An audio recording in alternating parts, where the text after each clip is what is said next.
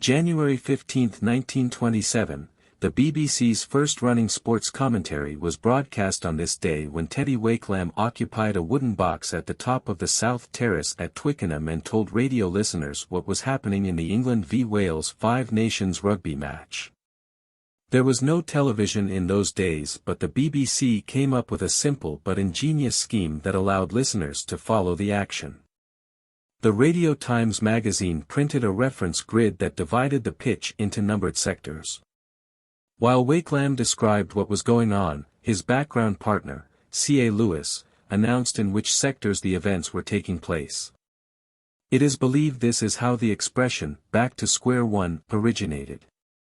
A notice pinned to the commentary box wall read, "Don't swear," presumably a warning to Wakelam not to get carried away. Not that Captain Henry Blythe Thornhill, Teddy Wakelam, born 1893, former Harlequins captain, would ever dream of doing such a thing.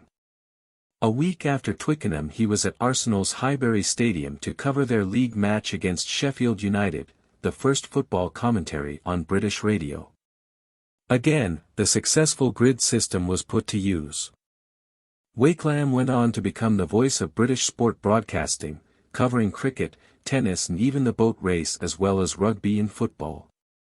When the BBC first broached the possibility of radio coverage at Wimbledon early in 1927, it received a less than enthusiastic reply from the All England Club's secretary, Major D.T.R. Larkham. "Sir, I note your inquiry and my committee will advise you of their decision on the matter in due course."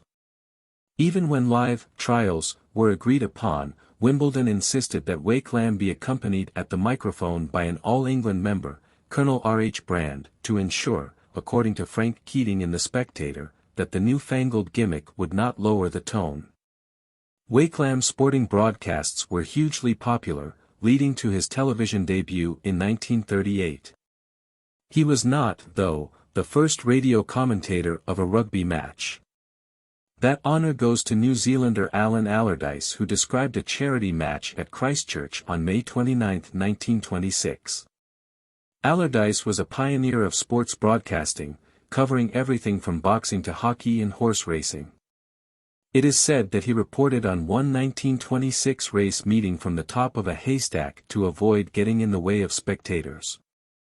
That's the sort of attitude that would have been applauded by Captain Teddy Wakelam, a sporting gentleman until his death in 1963 at the age of 70.